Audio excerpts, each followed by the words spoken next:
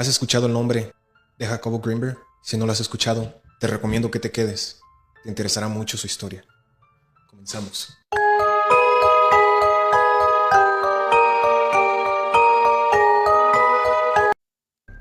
Corría el año de 1995. Una niña con una fotografía de su padre sale en un famoso programa de esa época, llamado Siempre en Domingo. Pedía la ayuda de todos los ciudadanos para que le ayudaran a encontrar a su padre. ¿Qué pasó con su padre? Ahora te contaré la historia. Jacobo Grinberg viene de una familia judía que emigró a México en la Segunda Guerra Mundial. Es el mayor de 3 hermanos. Su madre, Estucha, el mismo nombre que le puso a su hija, muere de cáncer a los 35 años. Jacobo solamente tenía 12 años. Se dice que la enfermedad que padecía su madre se relacionaba con algo neuronal. La muerte de su madre dejó muy impactado a Jacobo, tanto que cuando creció decidió estudiar neurofísica, también psicología, y aquí es donde empieza toda su historia. Jacobo Grinberg era una persona muy preparada, tenía su laboratorio donde estudiaba muchísimas cosas. Hay una frase célebre con la que se le conocía a Jacobo: un científico entre los chamanes y un chamán entre los científicos. ¿Por qué es esto? Jacobo decidió estudiar cosas muy diferentes a lo que hacían en su rubro, chamanes.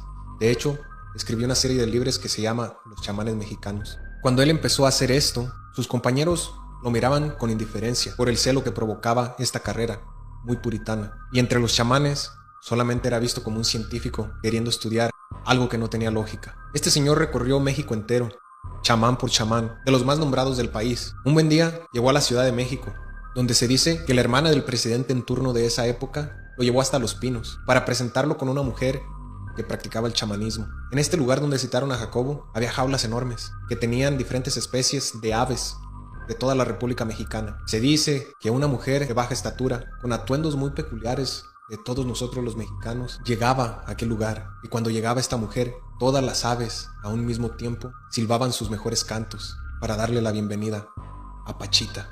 Pachita fue una destacada chamana o chamán mujer. Pachita fue una mujer muy destacada en el chamanismo, que se dice que tenía poderes especiales, poderes que les contaré más adelante. Jacobo Grinberg, en su afán de entender cuál era la ciencia detrás del chamanismo, llega con esta mujer y se va a vivir hasta donde ella curaba. Se dice que solo empacó para 3 días, pero esos 3 días terminaron siendo 2 años. 2 años en los que Jacobo experimentó toda clase de cosas con esta chamán, Pachita. Pachita, se dice que esta mujer, Bárbara Guerrero, alias Pachita, abría con un cuchillo de monte a las personas que acudían hasta su lugar. No a todas, simplemente a las que ella creía que era necesario abrirlas. Se dice que cuando hacía una cirugía con este cuchillo de monte, solamente las abría. Sacaba el órgano malo y de la nada se materializaban órganos en sus manos. Quitaba el órgano malo, ponía el órgano bueno y después ponía unas gasas encima de la herida que les había hecho con este cuchillo. Y como si fuera arte de magia, la herida quedaba extinta. No había rastros de ninguna herida. Jacobo apoyaba esto. Por eso sus amigos los científicos lo consideraban como un chamán más. Él escribió varios libros acerca de esto. De hecho, fue un escritor muy activo que escribió más de 50 libros en toda su carrera. Él decía que con sus propios ojos había visto todo esto que les cuento. Hay algo que él difería con Pachita, pero que nunca se lo hizo saber.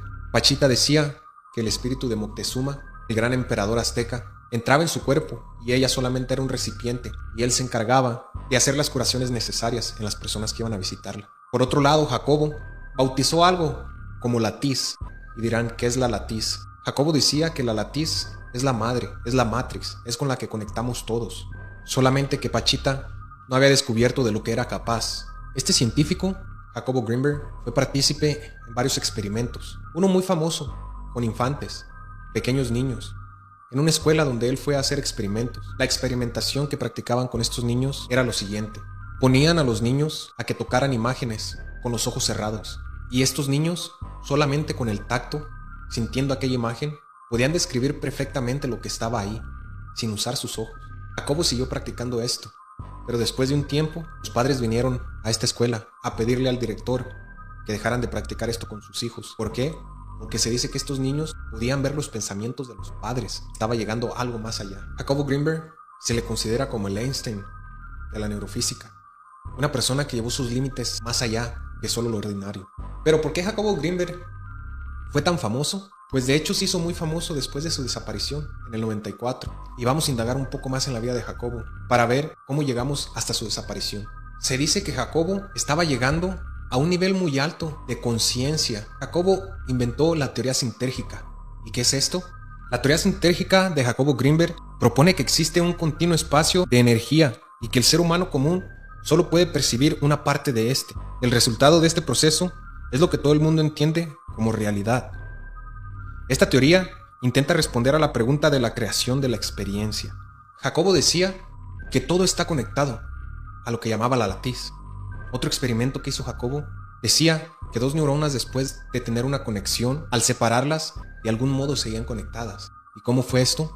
El experimento que hacía Jacobo era poner a dos personas a interactuar por un lapso de 20 o 30 minutos. Después de interactuar, sin decir ni siquiera una sola palabra, separaban a estas personas y las metían a unos cuartos pequeños, oscuros.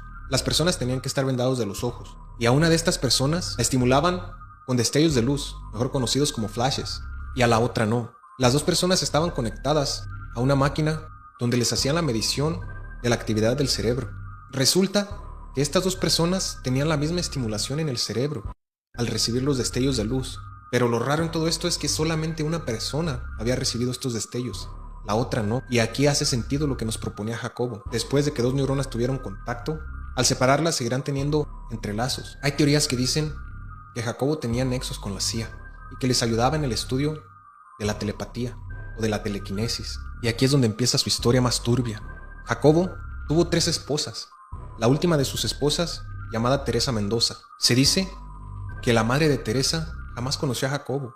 De hecho, no sabía ni de su existencia hasta que no fueron a interrogarla. ¿Por qué la interrogaron? En la desaparición de Jacobo, asignaron al comandante Padilla, uno de los mejores investigadores de México de esa época. Era conocido por no tener ni un caso sin resolver. Su trabajo era impecable. Cuando el comandante Padilla fue a interrogar a la madre de Teresa, dijo no haber conocido antes a Jacobo, donde aquí empieza algo misterioso. Hay una teoría que dice que esta mujer, Teresa Mendoza, era un agente de la CIA y que le ayudó a esta agencia a desaparecer a Jacobo. ¿Para qué? Para poder tenerlo en su poder y que les ayudara a comprender más lo que era la telequinesis, la telepatía, a obtener todo el conocimiento que Jacobo tenía.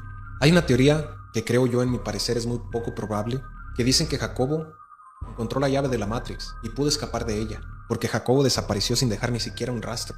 Hasta la fecha, después de casi 30 años de su desaparición, no han sabido nada de él. Existe otra teoría que dicen que Teresa lo desapareció, porque esta mujer también desapareció un poco después de que Jacobo desapareciera.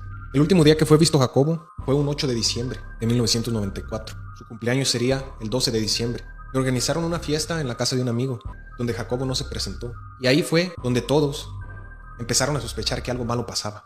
Jacobo era una persona que se desaparecía por algún tiempo sin avisarle a nadie. Ya sabían que él era así. Por eso no se les hizo extraño, hasta que no llegó su cumpleaños y no apareció a la fiesta. Empezaron a preguntarle a Teresa Mendoza, la pareja de ese tiempo que tenía Jacobo, que dónde se encontraba. Ella solo les decía que había salido de imprevisto hacia la India.